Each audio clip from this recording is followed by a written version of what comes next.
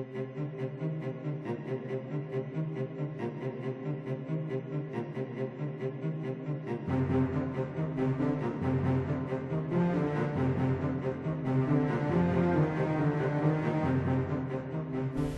afternoon and welcome to the Chamberlain Report. Today we're broadcasting live from the gravesite of the late film director Cecil B. DeMille.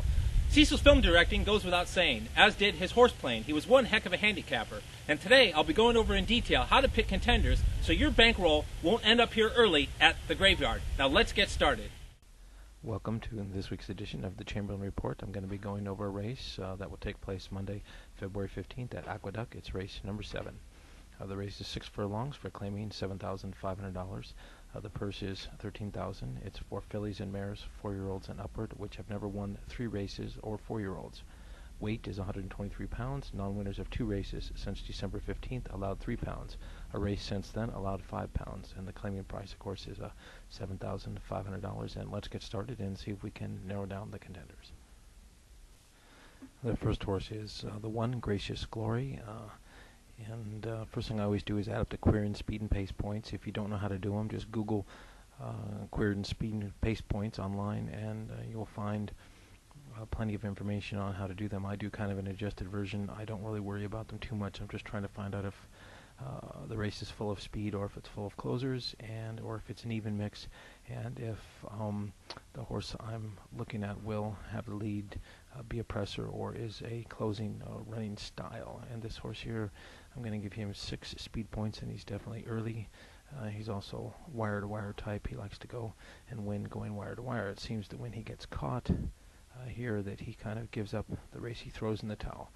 He can also come from just slightly off the lead and do okay as well, but when he's on the lead, definitely if he gets caught, he throws in the towel. They're dropping him today. I'll notice from his last race, which was $12,500. Doesn't look like he's ever been this low in his life, so I will write on there it is a definite fire sale. Okay, there might be something wrong with this horse. Workouts are not great, but they're okay. The trainer is Sidney Dutro, and he has claimed this horse recently, and he's a rocker off the claim. You get big dollar signs with him off the claim. He's 56%. At 16 horses, and 56% of them I have won after he claimed them, so the juice may be in today. And the horse is coming off a layoff, but of course he's a definite rocker with horses coming off a layoff as well. He's dollar signs all over the place, so looks okay for the 1, Gracious Victory.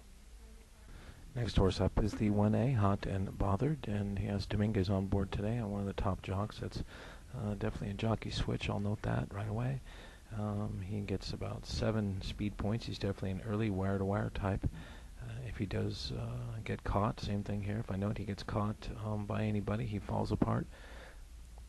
Let's see what else to note. He is dropping in class 2 as well, about not quite 50% or so, but he is dropping. And he's coming off a little bit of a layoff, and the trainer's okay with layoff horses, so nothing great there, but he does look okay. We'll go on to the 2 horse, which is Apple.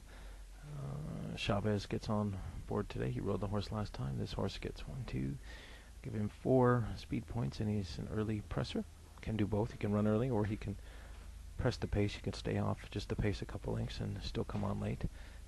He's also dropping in class a little bit, about 50%. He was at a $15,000 level last time. He last time ran in a route, so he is a route 2 sprint horse. And the trainer's 14% with route to sprint types, so that's okay. Doesn't make a lot of money at it, but he is okay at it. And not much else to note here, so we'll go on to the next horse. Next horse is the 3 horse. And let's see, Lopez on board today, an okay jockey. He gets about 3 early speed points, and he's more of a presser type. He definitely comes off the pace, so he's a presser. And he's tried to go early a few times and failed, so he's definitely a presser when he wins. This is going to be second off a layoff, and the trainer here has monster numbers. He's definitely a long shot. You get $7 back for every $2 you invest, second start off a layoff. But he's had 13 tries, and he's done that about 8%, so he's had just like maybe 1 long shot do this for him, so potential horse at a price there. The next horse to look at is the 4 Windy Corner, and let's see, he was previously trained by Lucy Webb, so it's definitely a new trainer, first time with the trainer, who is currently 56-0. This horse would definitely get 8 speed points. He's an early type, wire to wire. He's coming in from Charlestown Racecourse to try and run against the Aqueduct crew today. Usually not a very good move, so I wouldn't think too much of old Windy Corner here, but possible long shot, but I doubt it. Okay, the next horse is the 5 Hooked on Money, and he gets 4 early speed points, and he hasn't done much of late, but his last race was in the mud, so we can toss that out. But the last race was 5.5 furlongs at Fast Track, $20,000 claim. He did not fire at all.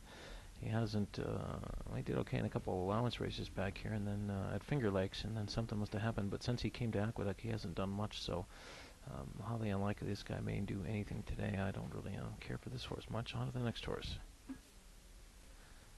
Next horse is the 6 Kiara, and he has never done too much of anything except back in Panama is when he won his last race. 5% trainer.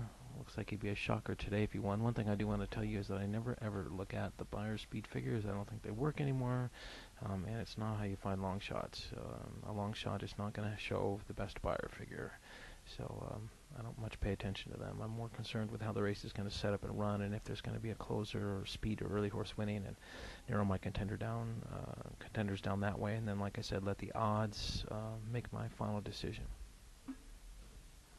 Okay, the next horse is a 7, Super Child, and 1, 2, 3, 4. I'll give him about 5 speed points, and he definitely can go early.